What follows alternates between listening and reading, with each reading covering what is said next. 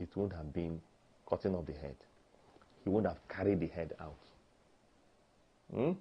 He would have felt sorry after killing. But they asked him, he said, do you regret it? He said, no regrets. Yeah. So it's not conflict. So there's every probability that, well, I don't know, I'm just saying, you know, because there are so many people are entitled to their opinions when issues like this come up.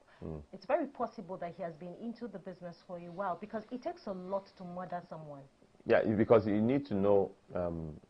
You need to know where to target, where to where the blood. Exactly, there are veins. There are veins. It's severely the hurt. We're talking about a full-fledged human being here. We're not talking about a chicken or a baby. To severe the hurt is not easy. Yes.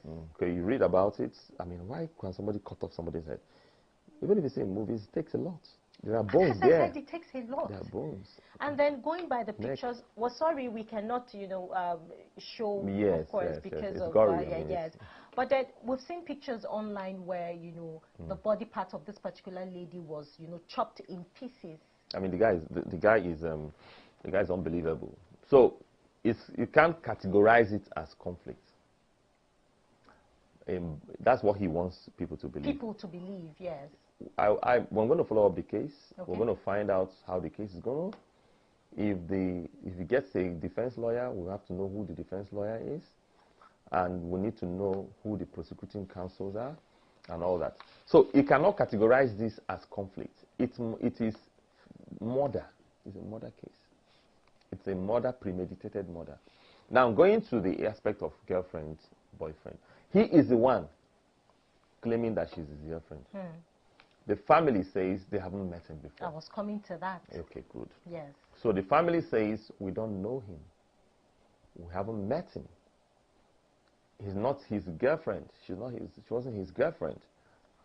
If she was his girlfriend, if she was his girlfriend, we would have known about him. But okay, I'm sorry. They must have met online somewhere. Exactly, because I remembered when this particular issue came up on social media. I think I was on Facebook. I saw it first on Facebook. But, you know, people always say Facebook is a place where you see all manner of different stories that are true or not true. But, you know, as the day goes by, you know, I kept seeing, you know, more stories concerning this. So I just knew, oh, it's really, really true. And then a chat came up that I saw, but I think I was carried away with something else. So I really did not pay attention to it. A screenshot of, you know, chat he had with another girl.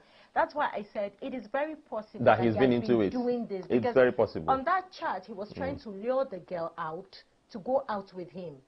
Because the first chat was he has been inviting the girl out, but I don't know if it's this particular one now.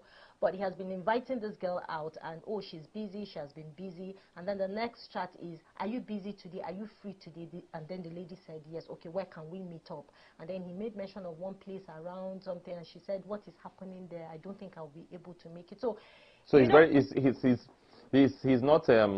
a fresher. He's not a fresher. In this evil. Yeah. So the gospel, the so-called music he's singing, has got is a cover-up.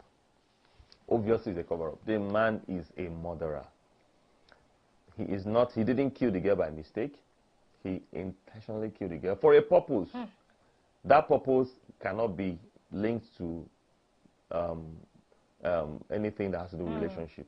They should dismember that part. It is not a relationship. It's not a boyfriend killing the girlfriend. It is a man murdering a woman. And then it's so sad. Why I said the story is so sad is because it's painful. It's really, really painful because the mother of the girl lost her husband 7 months ago before her death. Yes, the mother lost. You know, so it's a whole lot for the woman to contain at the moment. A whole lot. Because I'm just trying to imagine. And then this brings me to my next question. Why am I asking this question is because we're still going back to the family. Whether we like it or not, when issues like this arises, we always go back to the family to check. Okay, and then the mother is saying that, oh, we don't know this person. Is it that when the girl was going out, she did not let her mother know where she was going to? Obviously. So that is, in as much as I feel sorry for the family, I still have to put the bulk on the table. Even a girl is 18, 19. You should be involved in your girl's life. Yeah. Have you had sex with somebody? when was the last time you saw a period? I mean, I have sisters, of course. My mom still is involved in every part of their life. Of course. Whether you're 35, 40, is none of their business. But there's an adage in Africa that says a child does not outgrow their parents. You can't. No matter how old, no matter how old, even if you're 50-something and your parents are still alive, you're still a child in their presence. So for the girl to sneaky and go meet this guy, and they've been having this affair, whatever the things that they're having affair, and the parents, nobody, sister is not aware, then there's a lacuna somewhere. So there's a lacuna. How come nobody knew? And because if there was a question, random question all the time, so tell me about the guys that have been chasing you. I've been talking to you. The girl will get used to it. Get used to it and now open up and say, Mommy, somebody is talking to me. Oh, who is this guy? Okay, can the guy come to the house? And all that. Mommy, I'm going to see this guy. Okay, we'll know. That's why I can call. But you kill the guy, nobody, I mean, it's like, if he hadn't gone out with the body, because he said it. He said, I wanted to be caught. If I didn't want to be caught. I don't want to believe that. No, I'm just trying to follow his mouth. Even with his mouth, I mean, if I were to prosecute that guy, I will get a conviction. Exactly. I'm using his words. He said that I wanted to be caught. You wanted to be caught? No problem. But the point that you killed the girl. Nothing justifies it. It can be categorized as third degree, which is manslaughter. It is not manslaughter. Manslaughter is killing without meditation, premeditation, killing without a cause. Okay? So whether it is the cause of you saw her cheating or don't cheat her cheating, the law doesn't permit you to kill a cheating person. Even if that person is your wife? Yes. Now, this girl, you haven't paid dowry. You don't even have a right to beat her. She is a girl, probably have been having sex with her, you are done with her. So the next thing to do is to discard her and use her to do and now go to the next victim. That explains that message, those messages there. So I believe this silly murderer called Ajayi, who is not a gospel person, he is just using as a cover-up. He was planning to kill this girl because he definitely would have other girls his mother that nobody knew about. This one happened because he was caught. Yes. The reason why he's talking like this is because he was caught. Yes. All these ones he's talking is just rubbish. Then the family should look inwards and say, how could this have happened? Because they are indicting themselves that something like this is happening in your family and nobody has ever met this guy. It's crazy. It's so sad. I'm going to. It's a lacuna in our society. Yes, it's really a lacuna. Now I'm going to come back to the fact that yes, the times has changed. Things has changed. Most especially parenting has changed. I can remember vividly well when I was growing up as a young teenage girl. My mother dare not sees you on the road standing with a person. No, exactly. She will tell you, bring that person to the house. Let me see you and be seeing that person. If the person wants to do anything, you should come and do it inside this house. That is it. You understand? But because the time has changed, we now have a generation of mothers that don't even care. Oh, it's a civilized world. Now allow these children.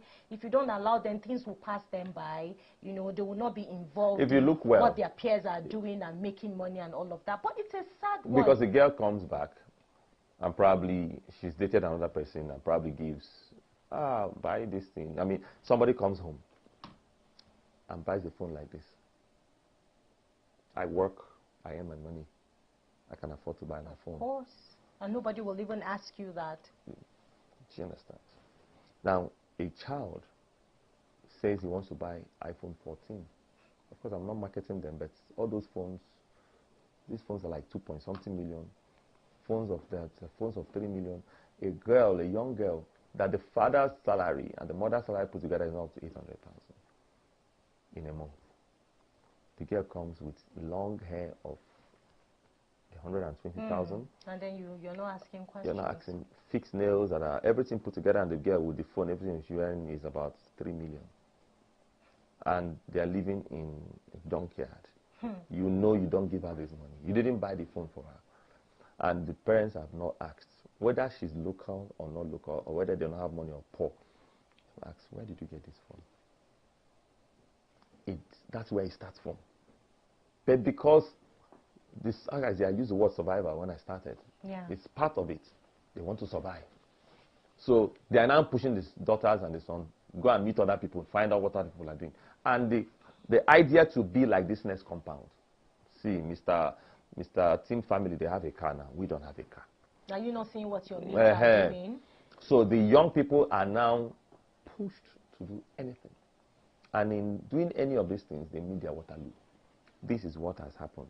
Because if this girl, so this man only saw an opportunity, but who created the opportunity? The late girl and the family. Yeah. Okay? The late girl and the family. But she can only live a life that she was raised to live. If the family had raised her in a particular way, she couldn't have raised that. I mean, I remember, my other sister is a pastor.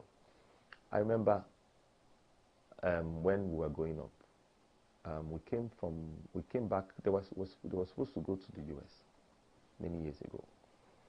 And my father came back, bought watch for my elder sister, my eldest sister. And that watch, at the time, Naira was more valuable than that watch was $1,000 then. Which could be like 900 Naira. But quality money, you know. So bought the watch.